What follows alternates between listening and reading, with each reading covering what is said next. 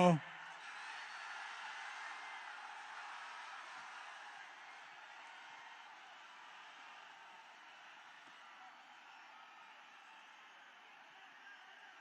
Sir, come up better.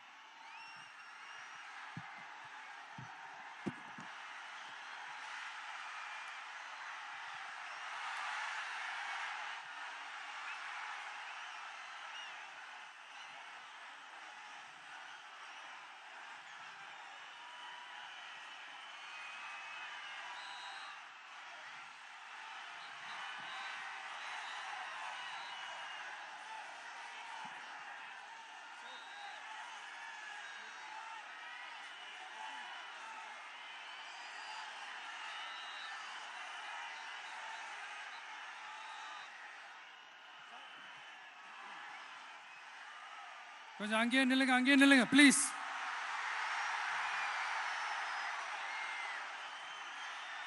கொஞ்சம் அமைதியா நான் பேசுறத கொஞ்சம் கேளுங்க ப்ளீஸ். ஒரு 5 minutes தான், கொஞ்சம் அமைதியா இருங்க ப்ளீஸ். ப்ளீஸ் நண்பர்களே, கொஞ்சம் அமைதியா இருங்க ப்ளீஸ். அதை தாண்டி யாரும் வரக்கூடாது ப்ளீஸ்.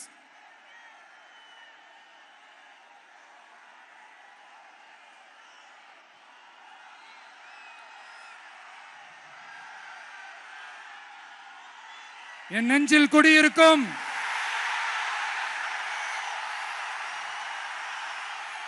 கொங்கு மண்டல தங்கங்களே, திருப்பூர் பகுதி மக்களே, உங்கள் அனைவருக்கும் என்னுடைய வணக்கம். டே ஆஃப்டர் டுமாரோ 16th அன்னைக்கு நம்மளுடைய தேர்தல் வாக்குறுதிகளை ஒரு புக்கா வெளியிடுறோம். அதுக்கு முன்னாடி இங்க சில பாயிண்ட்ஸை மட்டும் உங்களுக்கு படிச்சுட்டு போயிடுறேன். அதை மட்டும் கொஞ்சம் கவனமா கேளுங்க ப்ளீஸ் நண்பர்களே. Okay, all well there? All well? பேசலாமா? கொஞ்சம் அமைதியா இருங்க ப்ளீஸ். நெசவாளர்கள், சிறு குறு நடுத்தர தொழில்கள் மற்றும் விவசாயிகள் மற்றும் காவல்துறையினர் சம்பந்தமான நம்மளோட அஜெண்டா சிலதை உங்ககிட்ட நான் படிக்கிறேன். 1, நெசவாளர்களின் தயாரிப்புகளை நேரடியாக சர்வதேச சந்தைகளில் விற்பனை செய்வதற்காக அரசுக்கு சொந்தமான ஒரு உலகளாவிய இ-காமர்ஸ் பிராண்ட் உருவாக்கப்படும். மேலும் முக்கிய நகரங்களில் வெற்றி தறி விற்பனை நிலையங்கள், ஷோரூம்ஸ் அமைக்கப்படும். 2வது, நிலையற்ற நூல் விலை மற்றும் மின்சார நெருக்கடி சுமையை பகிர்ந்து கொள்ள கைத்தறி மற்றும் விசைத்தறி வைத்திருக்கும் ஒவ்வொரு நெசவாளர் குடும்பத்திற்கும் ஆண்டுக்கு 30,000 ரூபாய் வங்கி மூலம் நேரடியாக நமது டிவிக்கு அரசு வழங்கும். 3வது, கைத்தறிகளுக்கான இலவச மின்சாரம் 500 யூனிட்டுகளாகவும் விசைத்தறிகளுக்கான இலவச மின்சாரம் 1500 யூனிட்டுகளாகவும் உயர்த்தப்படும்.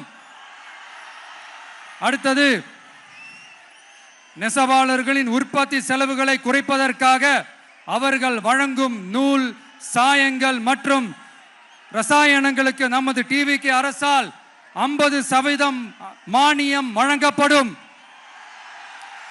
அடுத்தது, நமது டிவிக்கு அரசில் அனைத்து நெசவாளர்களுக்கும் ரூபாய் 10 லட்சம் ஆயுள் காப்பீடு வழங்கப்படும். மேலும் நெசவாளர்களின் முதியோர் ஓய்வூதியம் மாதம் 3000 ரூபாயாக உயர்த்தப்படும்.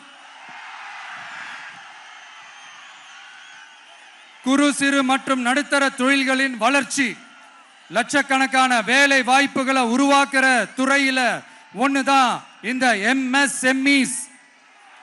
இந்தியாவிலேயே அதிகமான MSMEs இருக்கிற மாநிலங்கள்ல நம்ம தமிழ்நாடும் ஒண்ணு. ஆனா இப்படிப்பட்ட இந்த பெருமைக்கு இன்னும் மிக பெருமை சேர்த்தது யார் தெரியுமா? இந்தியாவிலேயே அதிகமான MSME நிறுவனங்கள் மூடப்பட்டதுல தமிழ்நாடு தான் 2வது மாநிலம். இந்த பெருமையை உண்டாக்குனது தான் திமுக ஆட்சியோட மிகப்பெரிய சாதனை. இப்போ இந்த குறு சிறு மற்றும் நடுத்தர தொழில்களோட வளர்ச்சிக்காக நம்ம டிவிக்கு அரசு என்னெல்லாம் செய்யும்னு கொஞ்சம் பார்க்கலாம். முதல்ல நெருக்கடியில் உள்ள குறு சிறு மற்றும் நடுத்தர நிறுவனங்களுக்கு உதவுவதற்காக ரூபாய் 15,000 கோடி ஸ்டேட் கிரெடிட் கேரண்டி ஃபண்ட் உருவாக்கப்படும். குறு சிறு மற்றும் நடுத்தர நிறுவனங்கள் மூடப்படுவதற்கான மிகப்பெரிய காரணங்களில் ஒன்று 400% மேல உயர்ந்துள்ள பீக் ஹவர்ஸ் மின் கட்டணம்.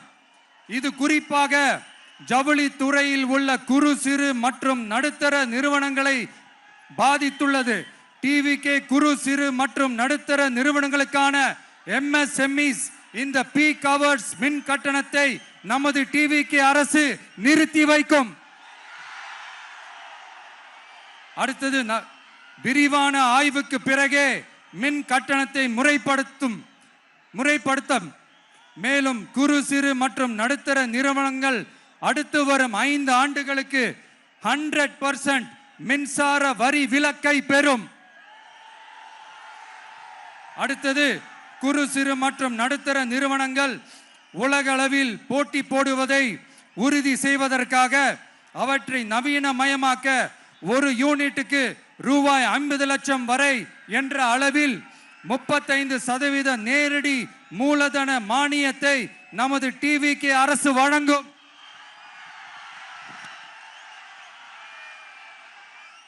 அடுத்து நம்ம எல்லாருக்கும் சோறு போடுற நம்ம தெய்வங்களான விவசாயிகளுக்கான அஜெண்டா கொஞ்சம் படிப்போமா? 5 ஏக்கருக்கு குறைவான நிலம் உள்ள விவசாயிகளுக்கு வேளாண் கூட்டுறவு சங்கங்களில் வாங்கிய பயிர்க்கடன் முழுமையாக தள்ளுபடி செய்யப்படும். 5 ஏக்கருக்கு மேல் உள்ள விவசாயிகளுக்கு 50% தள்ளுபடி செய்யப்படும். அடுத்தது குறைந்தபட்ச ஆதரவு விலைக்கு MSP சட்டப்பூர்வ உத்தரவாதம் வழங்கப்படும். நெல்லுக்கு ஒரு குவிண்டாலுக்கு 3,500 ரூபாயும் கரும்புக்கு டன் ஒன்றுக்கு 4,500 ரூபாயும் வழங்கப்படும். உழவர்களின் தோழன் திட்டத்தின்படி குத்தகை விவசாயிகள் மற்றும் விவசாய தொழிலாளர்களுக்கு ஒரு குடும்பத்திற்கு ஆண்டுக்கு ரூபாய் 10,000 ரூபாய் அவர்களின் நேரடி முதலீட்டு ஆதரவு தொகையாக வழங்கப்படும். 100% பயிர் காப்பீட்டு திட்டத்தின்படி பயிர் பாதுகாப்பு உறுதி செய்யப்படும்.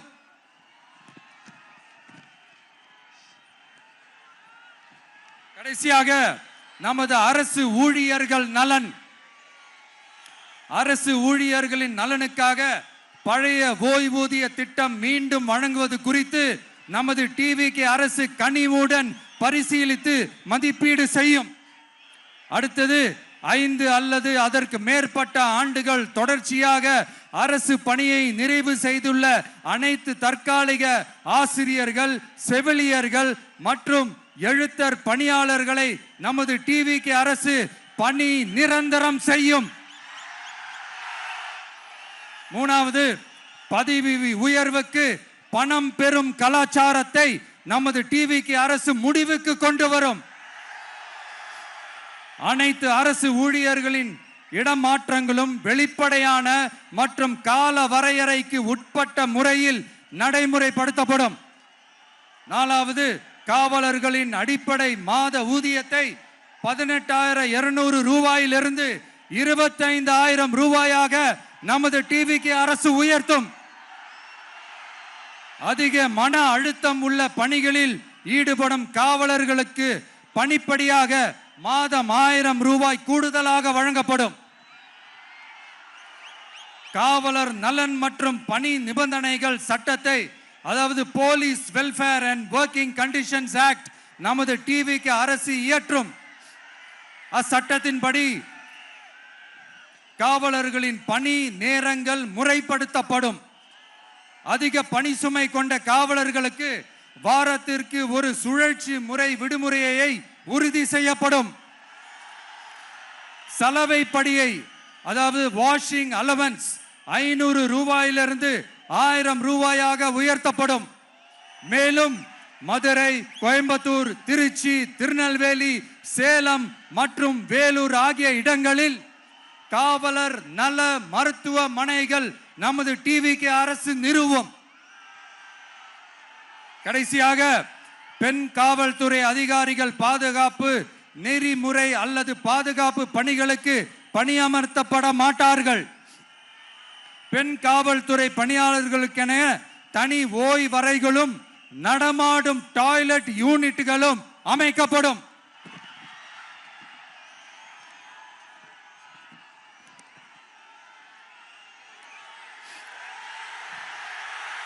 நீங்க எல்லாரும் இந்த விஜய 100% நம்பலாம். நான் உங்களுக்காக மட்டும்தான் வந்திருக்கிறேன். உங்களுக்காக நன்றி கடன் செலுத்துறதுக்காக மட்டும்தான் வந்திருக்கிறேன். பொய் வாக்குறுதிகள் கொடுத்து நான் உங்களை ஏமாத்த மாட்டேன்.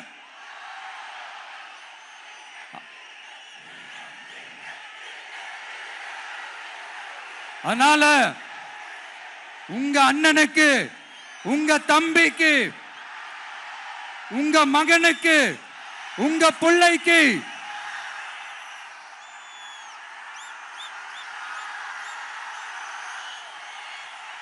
ஒரே ஒரு வாய்ப்பு கொடுங்க. தயவு செஞ்சு விசில் சின்னத்துக்கு ஓட்டு போடுங்க. இது ஒரு விசில் புரட்சி தேர்தலா இருக்கணும். கான்பிடென்டா இருங்க. நல்லதே நடக்கும். வெற்றி நிச்சயம், வெற்றி நிச்சயம், வெற்றி நிச்சயம்.